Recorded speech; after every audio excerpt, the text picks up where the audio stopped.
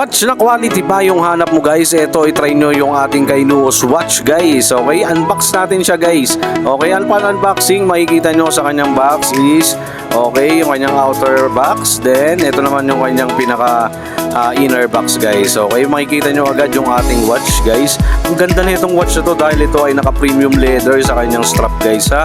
Yan, napaka solid guys. Tingnan nyo naman yung itsura, premium na premium at hindi mo akalain na maabil mo to sa mababang halaga. Nasa yellow basket natin to guys ha.